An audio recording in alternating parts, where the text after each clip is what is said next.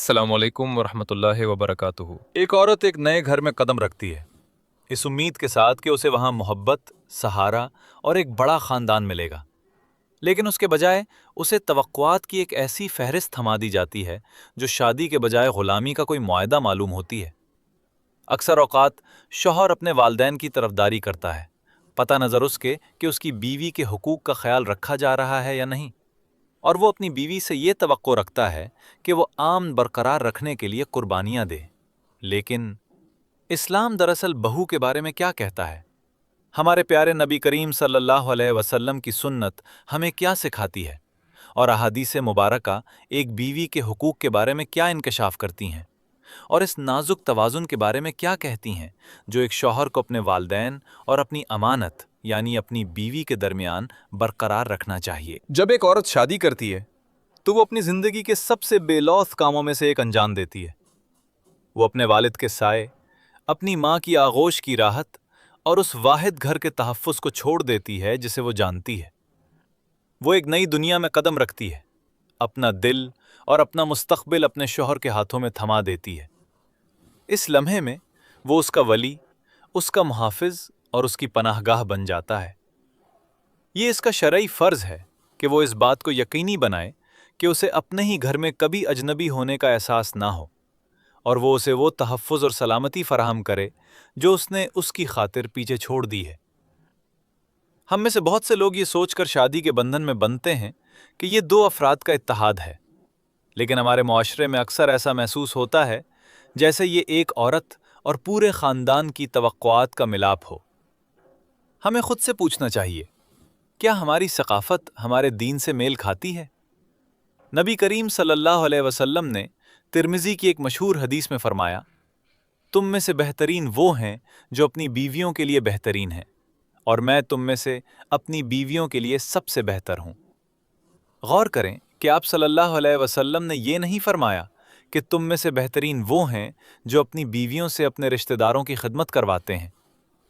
आप सल्लल्लाहु अलैहि वसल्लम ने मामला यानी शौहर और बीवी के दरमियान बराह रास्त सलूक पर तवज्जो मरकूज़ फरमाई।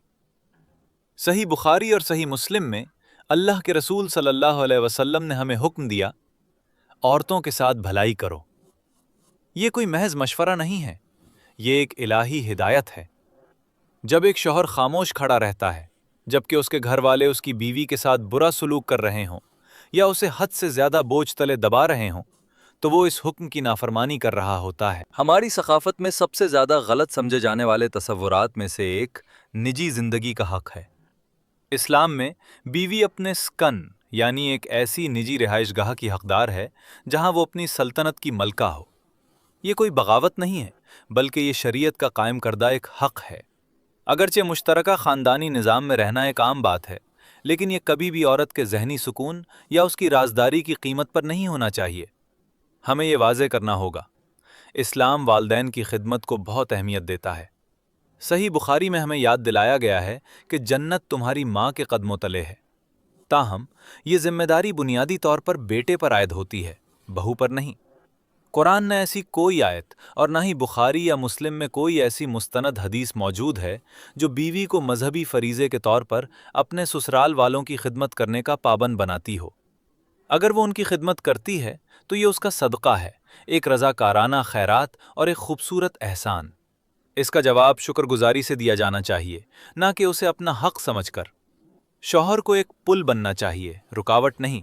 इसे अपने वालदैन की जिम्मेदारी अपने हाथों से पूरी करनी चाहिए और साथ ही अपनी बीवी के हुकूक का तहफ़्फ़ुज़ भी करना चाहिए।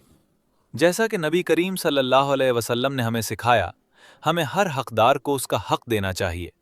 आप अपनी जन्नत का रास्ता उस शख्स के दिल को रोंद कर नहीं बना सकते जिसे अल्लाह ने आपके तहफ़्फ़ुज़ में दिया है। शादी ताकत के हुसूल का कोई मुकाबला नहीं है, और ना ही ये ग़ुलामी का कोई मुआहदा है। ये एक ऐसी शराकतदारी है जो मवद्दत और रहमत यानी मोहब्बत और हमदर्दी पर मबनी है। शौहरों के लिए पैगाम ये है कि आपकी बीवी सिर्फ आपके वालदैन की बहू नहीं है, वो एक ऐसी रूह है जो अल्लाह ने आपके पास बतौर अमानत रखी है। आपसे किसी और के बारे में पूछे जाने से पहले इसके बारे में सवाल किया जाएगा। ख़ानदानों के लिए याद रखें कि जो घर हुकूक की पामाली पर बनाया गया हो وہ کبھی بھی حقیقی معنوں میں برکت والا گھر نہیں ہو سکتا۔ جب ہم ان حدود کا احترام کرتے ہیں جو اللہ نے مقرر کی ہیں، تو وہ ہماری زندگیوں میں ایسی برکتیں نازل فرماتا ہے جن کا ہم تصور بھی نہیں کر سکتے۔ اگر اس پیغام نے آپ کے دل کو چھوا ہے، یا اگر آپ کو لگتا ہے کہ یہ کسی خاندان کو سکون پانے میں مدد دے سکتا ہے، تو براہ کرم اسے شیئر کریں۔ آئیے ہم ثقافتی رسم و رواج کو چھوڑ کر واپس سنت کی طرف لوٹیں۔ اللہ ہمیں ایسے گھر عطا فرمائے جو نور سے بھرے ہوں، ایسے دل دے جو صبر سے لبریز ہوں، اور ہمیں جنت الفردوس کے اعلیٰ باغات میں دوبارہ اکٹھا فرمائے۔ اگلی بار تک کے لیے السلام علیکم ورحمۃ اللہ۔